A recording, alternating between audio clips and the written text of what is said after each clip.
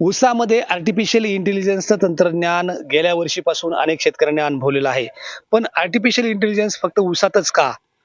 बारामतीच्या agricultural development ट्रस्टच्या कृषी विज्ञान केंद्रानं यावर्षी ऊसाबरोबरच केळी आणि इतर पिकांमध्ये देखील आर्टिफिशियल इंटेलिजन्स तंत्राचा वापर केलेला आहे आणि त्याचे दृश्य परिणाम आपल्याला दिसत आहेत. माझ्याबरोबर कृषी विज्ञान केंद्राचे तज्ज्ञ संतोष करंजे सर आहेत. सर, काय सांगाल यावर्षी केळीमध्ये आर्टिफिशियल इंटेलिजन्स करताय, काय तुम्हाला परिणाम जाणवले?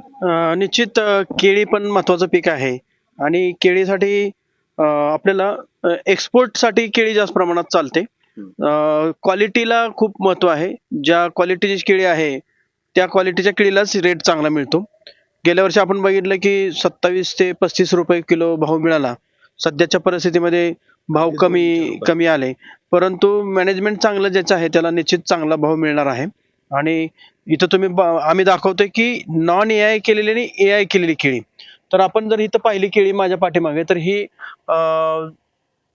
1 जूनला लागवड केलेली केळी आहे. दोन्ही पण दोन्ही एका वेळी लागवड केली. ही नॉन एआय पाहत असो तर ही पलीकडची जी केळी आहे ती सुद्धा 1 जूनलाच केलेली आहे, म्हणजे 1 जूनला लागवड केलेली आहे. आणि त्याचबरोबर ही जी केळी आहे ती देखील 1 जूनला केलेली आहे. दोघांच्या कलर मध्ये पण फरक पडतो. कलर तुम्ही बघितला तर हा साला फिकट हिरवा रंग आहे आणि ह्याचा एकदम गडद हिरवा रंग आहे. याच्यामध्ये जर तुम्ही बघितलं तर केळी निसवाय सुरू झाली. ही निसवायला 7 ते 8 महिने लागणार आहेत. आज आहे त्याला घड पण आलेला आहे. घड तुम्ही आपण बघा, घड दाखवतो. कॅमेरामन घड दाखवा. याच्यामध्ये तुम्ही घड बघा की साधारणपणे 10 ते 11 एक्सपोर्ट क्वालिटीच्या फण्या ह्याच्यामध्ये लागलेल्या आहेत. तर हा 6 महिन्यांनी 10 दिवसाचा पीक आहे. 1 6 जून महिन्यात? 6 महिन्यांनी 10 दिवस. तर नॉर्मली एवढं घड बाहेर पडायला 7.5 महिने केळीला लागतात. इकडे सगळ्याची युनिफॉर्मिटी आपल्याकडे घडांची बाहेर पडायला सुरुवात झाली आहे. पाणी घड बाहेर पडलेले आहेत. पाणी अतिशय कमी याच्यामध्ये लागलेलं आहे. म्हणजे तुम्ही इथं बघितलं तर केळीला आपण मॅनेजमेंट प्रॅक्टिस जी करतो आपल्या नेहमीप्रमाणे ह्याच्यात खूप जमीन आसमानचा फरक तुम्हाला दिसतोय. इथं बघा, केळीची हाईट जर बघितली तुम्ही तर साधारणपणे 5 फूट ही जी घडाची साईज आहे इथपर्यंत 5 फुटाचीच वाढ आहे.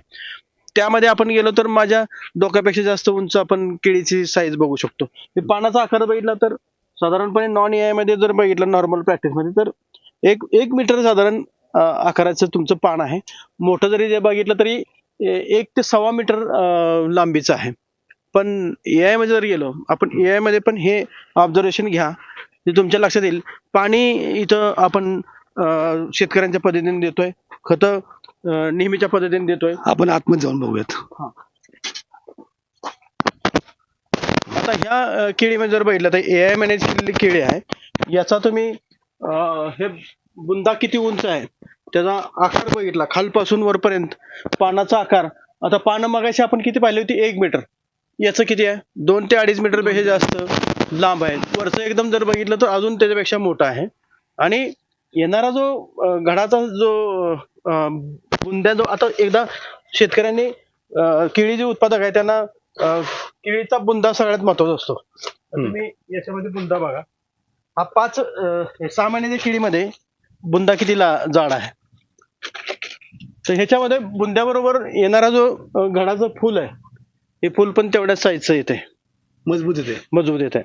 तर हे ह्याचे सिम्पटम आहे तुम्हाला की पाणी खतं हे अतिशय कमी लागले. त्याच्यामध्ये काय आर्टिफिशियल इंटेलिजन्सचं तंत्र हेच आहे की पाणी कमी, खतं व्यवस्थित आणि जी पाहिजे ती. याच्यामध्ये आपण शेतकऱ्याच्या शेतामध्ये सगळ्या प्रकारचे IoT सेन्सर लावतो, सॅटेलाइटला मॅपिंग करून घेतो आणि शेतीमध्ये जे असणारे त्याची माती पाण्याची गुणवत्ता हे सगळं चेक करून त्याला प्रत्येक अवस्थेमध्ये कोणती खतं द्यायची, कोणतं कीड रोग येणार आहे ह्याचं अनुमान आपण 8 दिवस आधीच कळवत असतो. आणि त्यानुसार शेतकऱ्यांनी फक्त जर समजा 1 तास मोटर चालवायला लावली तर तेवढंच पाणी द्यायचं, त्याच्यापेक्षा जास्त पाणी द्यायची गरज नाही. म्हणजे 20 ते 22 लिटर पाणी लागतं तर तेवढंच द्यायचं. सॅटेलाइट वरून जर समजा त्याला दाखवण्यात आलं की एखाद्या पर्टिक्युलर कोपऱ्यामध्ये रोग येण्याची शक्यता आहे तर त्या भागामध्ये जाऊन त्यांनी चेक करून तेवढ्या भागामध्ये पहिल्यांदा फवारणी करून ते नियंत्रित करावं. आणि पाणी एकसारखं पोचलंय का नाही हे सेन्सर तर दाखवेल, पण सॅटेलाइट वरून पण त्याला कळेल की कोणत्या कोपऱ्यामध्ये जास्त पाणी येत आहे, कुठं कमी पडत आहे. तर त्यानुसार त्यांना आपण अलर्ट देत असतो की हे तुम्ही मॅनेज करायची गरज आहे. आणि आता थंडीचे दिवस आहेत तर थंडीत काय काळजी घेतली पाहिजे, कोणत्या खताची आवश्यकता आहे, ती खतं किती कालावधीने दिली पाहिजेत, हे सगळं कळवलं जातं.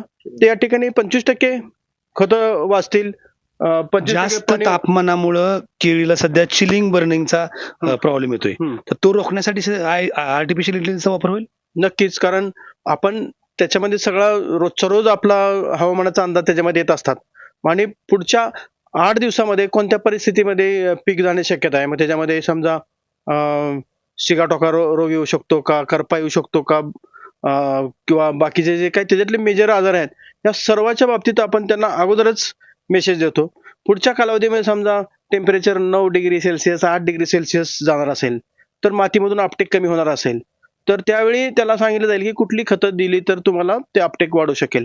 तर सॉइल टेम्परेचर पण आपण घेतोय, एअर टेम्परेचर पण घेतोय आणि त्याच्या आधारे आपण नियोजन त्यांना देतोय. आता एक शेवटचा प्रश्न आहे सर, की जसं ऊसामधल्या आर्टिफिशियल इंटेलिजन्स तंत्रामुळं खर्च कमी झाला हं. आणि उत्पादन वाढलं, उत्पन्न वाढलं, तसं याचं काय होईल? नक्की. आता उदाहरण सांगायचं झालं तुम्हाला, शेतकऱ्यांनी खतं दिली हं. आणि ती खतं सर्व वाहून गेली, पाणी जास्त दिलं, वेळेत नाही दिली, तर ते सगळं वाया जाणार आहे.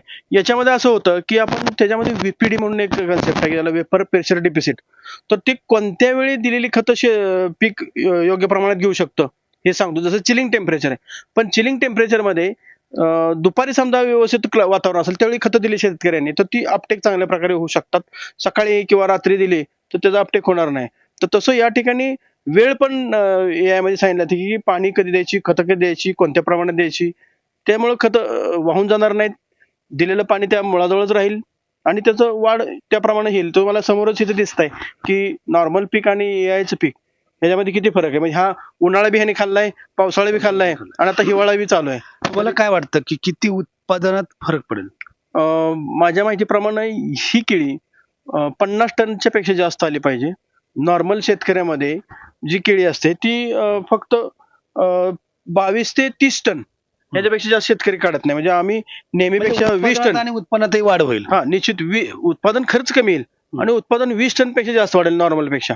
म्हणजे जर साधारणपणे 10 रुपये जरी भाव मिळाला तरी 20 टनाचे आपल्याला शेतकऱ्याला 2 लाख रुपये प्रति एकर जास्त मिळतील. हा याचा फायदा आहे. ऊसाप्रमाणेच आर्टिफिशियल इंटेलिजन्सचं तंत्र केळीमध्ये सुद्धा किफायतशीर होऊ शकतं, फायदेशीर होऊ शकतं.